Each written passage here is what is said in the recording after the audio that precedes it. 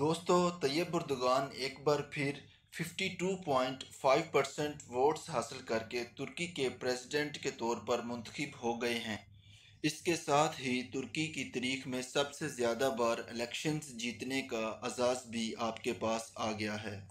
आप 2003 से तुर्की को हेड ऑफ स्टेट के तौर पर लीड कर रहे हैं, क्योंकि आप इस्लामी असूलों की पैरोकार रियासत तुर्की के ख्वाहां थे। इसलिए वेस्टर्न मीडिया आपको कड़ी तनकीद का निशाना बनाता रहा है।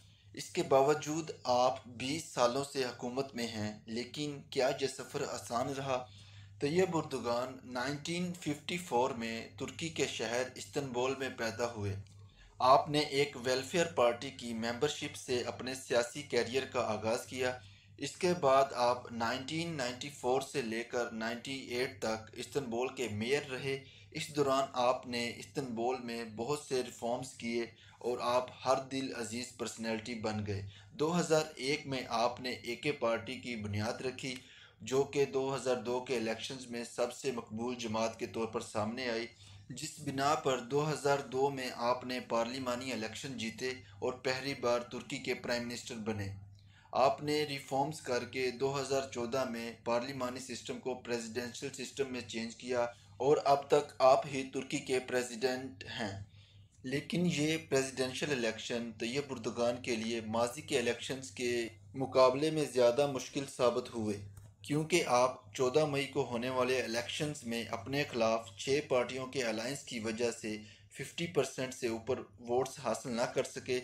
इसलिए 28 मई को दूसरे राउंड के तौर पर प्रेसिडेंशियल सिलेक्शन के लिए रन ऑफ इलेक्शन हुए, जिसमें आपने वाज़ेह बरतरी हासिल की। आपने तुर्की को एक सेक्युलर स्टेट से इस्लामिक रियासत में तब्दील करने के लिए बहुत से इकदामात किए, लेकिन सबसे अहम काम जो आप करना चाहते हैं वो ये है कि तुर्की से सेक्युलर स्टेट का लेबल हटाया जाए। तुर्की को सेक्युलर स्टेट का टाइटल 24 जुलाई 1923 में होने वाले ट्रीटी ऑफ लोजान के नतीजे में मिला।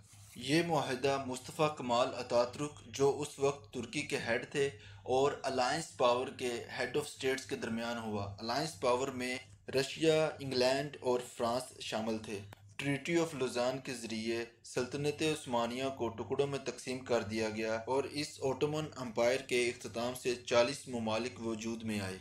इस मुआहदे में ये वाज़ेह तौर पर लिखा गया था कि अगले 100 साल के लिए तुर्की का कोई स्टेट रिलीजन नहीं होगा और 100 सालों के अंदर तुर्की अपना कोई भी इलाका क्लेम नहीं कर सकता। अब चूँकि 24 जुलाई 2023 को ट्रीटी ऑफ लोजान एक्सपायर हो जाएगा, तो बहुत फेयर चांसेस हैं कि तैयब एर्दोगान इस मामले में कुछ पेशरफ्त करें, लेकिन ये रिश्ता बहुत सी दुश्वारियों पर मुश्तमिल होगा। अब तक के लिए इतना ही। अगर वीडियो अच्छी लगी हो तो इसे लाइक, शेयर और कमेंट करें, और इस तरह की इंटरेस्टिंग वीडियोस देखने के लिए हमारे चैनल IQ वाइब्स को सब्सक्राइब करें। शुक्रिया।